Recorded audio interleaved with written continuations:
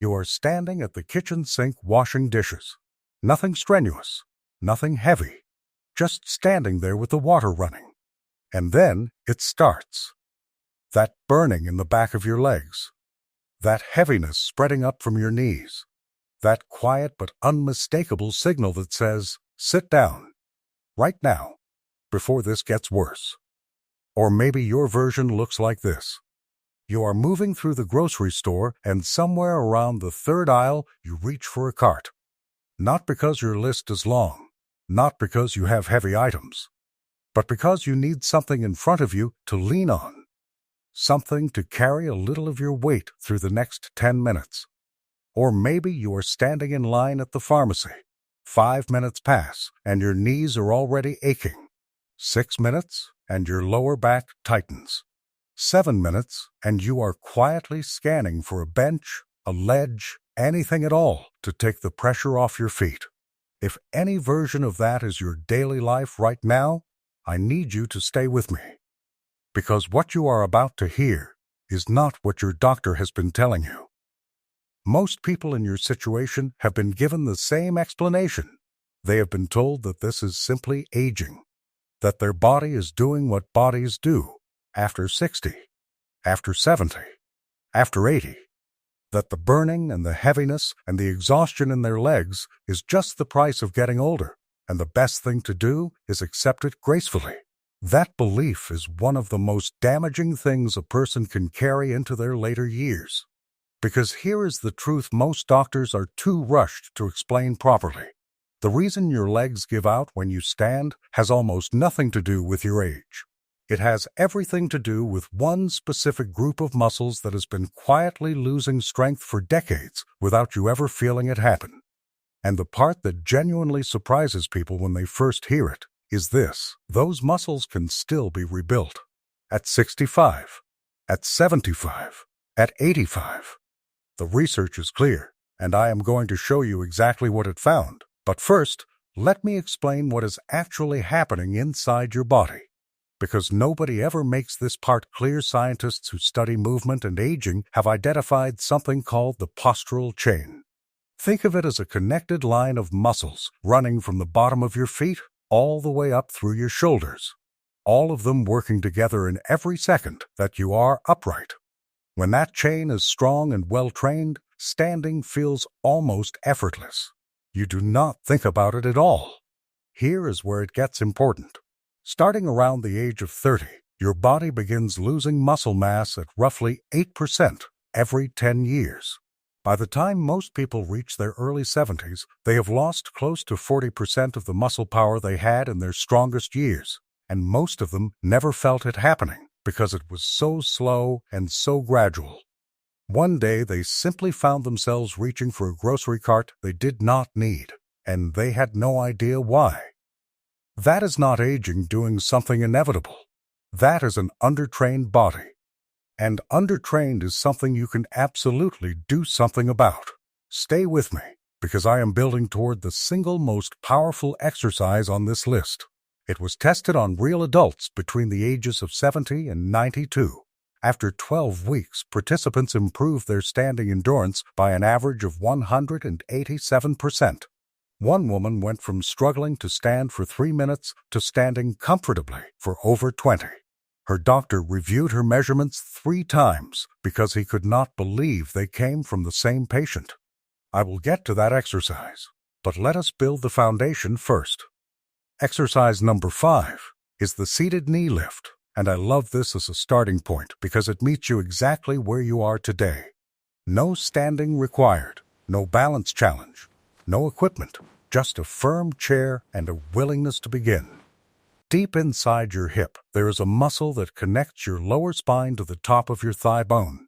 Every time you stand up from a seated position, every time you take a walking step, every time you hold yourself upright without slumping, that muscle is doing critical work in the background.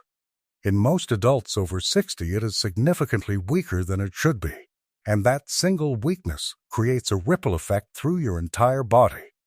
A study following over 400 adults older than 65 found that those with the weakest hip muscles were more than 3 times more likely to experience serious leg fatigue within the first 10 minutes of standing. 3 times. That is the difference between standing comfortably through a full conversation and needing to excuse yourself to find somewhere to sit. Sit near the front edge of a firm chair. Feet flat on the floor, back straight but not rigid. Rest your hands lightly on the sides of the seat. Slowly lift your right knee toward your chest as high as feels comfortable. Hold at the top for 2 full seconds, then lower it back down slowly and with control. That slow lowering is not the rest phase. It is where a large portion of the actual strength building happens. Repeat on the left side. Aim for 15 lifts per side, rest 30 seconds, and complete 2 more rounds. Do this every morning, and within 2 to 3 weeks, most people notice they are rising from chairs throughout the day with noticeably less effort. Exercise 4. Now I want to show you something that is going to seem completely unrelated to your legs. But the science behind it will shift the way you understand standing fatigue entirely. Exercise number 4 is the wall push, a pushing movement. On a list about standing longer. I know how that sounds. Stay with me. Researchers following hundreds of older adults found something unexpected. The people who stood the longest without fatigue were not simply the ones with the strongest legs. They were the ones with strong upper body pushing strength as well. When your shoulders and chest are weak, your entire postural chain has to work significantly harder to keep you vertical, and your legs end up paying for work they should never have had to do alone. One study found older adults with stronger pushing strength stood with 34% less physical effort than those without it. Stand about 2 feet from a clear wall, feet hip-width apart. Place both palms flat against the wall at shoulder height. Slowly bend your elbows and bring your chest toward the wall until your nose is just a few inches away. Hold 1 second. Push steadily back. Keep your entire body in one straight line from heels to the top of your head throughout. 10 to 12 repetitions. 40 seconds rest. 2 to 3 rounds. 3 times per week. Within a month, most people feel a real reduction in upper back fatigue after standing for extended periods. Exercise 3. I want to tell you about a man named Franklin. 73 years old, retired, and the hardest part of his week had become Sunday mornings. Not for any dramatic reason, simply because he could not stand through a full church service anymore. About 8 minutes in, the burning in his legs would become impossible to ignore. He would have to sit while everyone around him stood, and the embarrassment of it quietly followed him through the rest of his week. Franklin had walked a mail route for 30 years. He was not lazy. He was not fragile. His muscles had simply been ignored for too long, and his body was telling him in the only language it has. The exercise that changed things first for Franklin is number 3 on this list. It is called the heel-to-toe rock, and it looks so simple that most people dismiss it on sight. That is a serious mistake. When you stand still for more than a few minutes, the first muscles to exhaust themselves are not the large, powerful ones in your thighs. They are the small, stabilizing muscles in your ankles, along your calves, and across the soles of your feet. These tiny muscles work constantly, making thousands of microscopic adjustments to keep you upright and balanced. When they are weak, they burn out fast, and the fatigue moves upward through your entire body like a slow fire. Researchers found that older adults with the highest natural body sway when standing fatigued more than 40% faster than those with stable, controlled stances. The heel-to-toe rock trains those small muscles to become efficient rather than desperate. Stand behind a sturdy chair, fingertips resting lightly on the back. Feet hip-width apart, toes forward. Slowly rise up onto the balls of your feet, heels lifting. Hold 2 seconds. Slowly rock back onto your heels, toes lifting. Hold 2 seconds. Return to center. That is 1 rep. The slowness is everything. Rushing skips the part that actually builds the muscle. 12 to 15 slow rocks, 30 seconds rest, 2 more rounds. Studies found 5 minutes of this daily, 5 days a week, improved standing endurance by over 50% in 10 weeks and cut fall risk by nearly 30%. Exercise number 2 is the chair stand. And before I explain how to do it, I need you to understand what the research says about why it matters, because this one goes well beyond standing endurance. A study tracking over 1,200 adults above the age of 70 for 6 full years found that those who could perform 12 or more chair stands in 30 seconds had a 64% lower rate of standing fatigue 6 years later. More striking than that, they were 73% more likely to still be living independently in their own homes. One simple movement. 6 years of outcome. That number is not small. That is your future. Sit toward the front edge of a solid, armless chair, feet flat on the floor slightly wider than your hips, positioned just behind your knees. Cross your arms over your chest so you cannot push off your thighs. Lean your upper body slightly forward, then drive through your heels and rise to a full standing position. Stand completely upright for 1 full second, feeling your muscles engage throughout your legs and core. Then lower yourself back to the seat slowly and with full control. Do not drop. Lower yourself as if you are setting something fragile down on a glass table. 10 repetitions, 1 minute rest, 2 to 3 rounds, 4 times per week. Within 6 weeks, you will feel this in every part of your day that asks anything of your legs. Exercise 1. And now, we are here. The exercise I promised you at the very beginning. Your quadriceps are the large muscles running down the front of your thigh. They are the primary engine of standing. When they are strong, your knees feel light, your posture holds naturally, and staying on your feet for extended periods requires almost no conscious effort. When they are weak, every single minute upright becomes something you are enduring rather than simply living. Exercise number 1 is the wall sit. And what makes it different from anything else on this list is a concept called isometric contraction. It simply means your muscles work hard and build real strength while your joints remain completely still. No impact, no movement stress, no pounding on your knees, your hips, or your lower back. Just sustained muscle engagement that builds the exact kind of endurance your body is missing.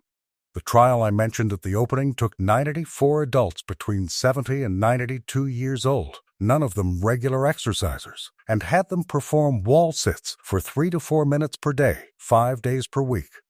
After 12 weeks, their standing endurance increased by an average of 187%. Quadriceps strength jumped 41%. The woman who could barely manage 3 minutes of standing at the start was at 20 minutes by the end. Her physician confirmed every measurement personally. Find a smooth, solid wall with clear space in front of it. Stand with your back flat against the wall and step your feet 2 full steps out in front of you, hip width apart. Slowly slide your back down the wall, bending your knees until your thighs are angled comfortably downward. You do not need to go all the way to a full 90-degree angle, especially at the beginning. Even a shallow bend delivers tremendous benefit when you are starting out. Keep your knees directly above your ankles and never let them push forward past your toes. Press your back firmly into the wall. Breathe in slowly through your nose for 3 counts and out gently through your mouth for 3 counts. Never hold your breath. That raises blood pressure unnecessarily and robs your muscles of oxygen. Your very first session, hold for just 10 to 15 seconds. That is all. Slide back up, rest 30 seconds. Repeat 2 more times. Each week, add 5 seconds to your hold. Within a month, most people reach 30 seconds comfortably. Within 3 months, many are holding for 45 to 60 seconds without real difficulty. One more thing before you begin. Drink a glass of water first. Research found that even mild dehydration reduces a muscle's ability to sustain this type of contraction by 14%. Such a small habit, and it makes a real difference. Do this 5 days per week for 12 weeks. The standing that currently exhausts you will begin to feel like nothing. Washing the dishes will stop burning. The grocery store will stop draining you. Standing in line will become something you simply do, rather than something you brace yourself for. Franklin stood through his full church service for the first time in over 2 years, 11 weeks after he started these exercises. He did not make an announcement. He did not tell anyone what he had been doing. He just stood there quietly, and when it was over, he sat down and felt something he had not felt in a long time. He felt like himself again. Start with the seated knee lift tomorrow morning. Add the wall push by the end of this week. Bring in the heel to toe rock and the chair stand over the next 2 weeks. And when your body feels ready, begin your wall sit at just 10 seconds and build from there. Please speak with your doctor before starting, especially if you have any history of heart conditions, recent surgery, knee problems, or balance concerns. Your safety is the foundation that everything else is built on. If this video helped you today, give it a thumbs up, subscribe, and share it with someone you love who has been quietly adjusting their life around legs that are not finished, not even close. Comment below and tell me which exercise you are starting with first. I read every single one. Your legs are not done. They are waiting. And now you know exactly what to give them.